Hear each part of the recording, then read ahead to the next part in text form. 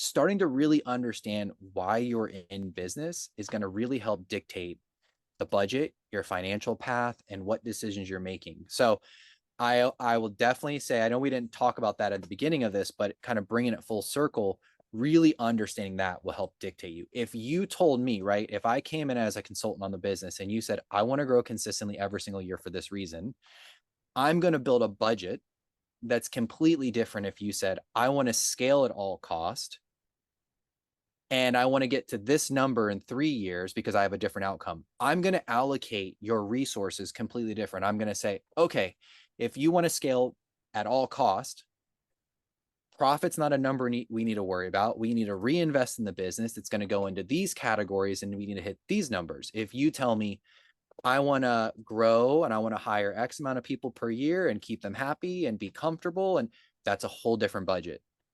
So when you're building out this budget, really make sure you understand what the goal is of your business, because that will dictate how much in each bucket you should be targeting.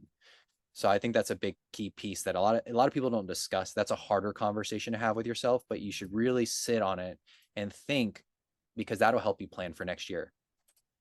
That's also the first thing you should be talking about when you sit down with whoever you're working with marketing. That's the first question we ask. Why? What do you want to do? What's the goal? What's the plan? I'll tell you, that's also the hardest question he asks me all the time. And pressures me on, like, rock solid. He's like, wow, what do we want to be? What's the 3-year plan? What's the 5-year plan? What's the 10-year plan? And he's constantly pressuring and asking the why. But like he said, if I get on the call with father-son duo and they've already worked in a large business and don't want the stress and they just want to make $500,000 a year and call it a day, great. That's a different marketing strategy. That's a different budget. That's a different forecast. That's a different plan.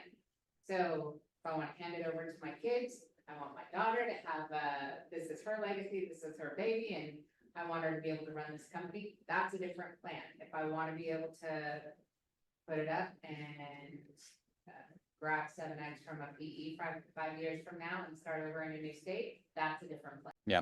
I think it all goes back to what's your goal, what's your why. Depending on that, you'll start to understand where to spend. This goes back to, let me see if I can go back a little bit. This goes back to these categories right here, right?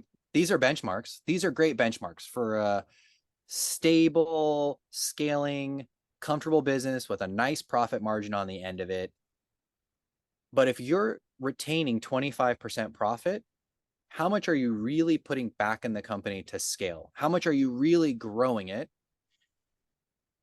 There's a fine balance. And if you say, I want this company to be double next year, a 25% profit margin is a lot harder to achieve, because realistically, you should be allocating a lot more money into marketing and staffing and paying for investments in technology to scale successfully. And so you have to figure out what that looks like, because 25 is that it's not a realistic number. And then you need to change your targets so that you're not banging your head against the wall saying, why am I not hitting 25? Because it's impossible. You're trying to double your business. If you're saying we're already consistent and I just want to do this every single day for the rest of my life because I like where I'm at and I want 25%, this is a benchmark for you. So have those conversations, because these will change.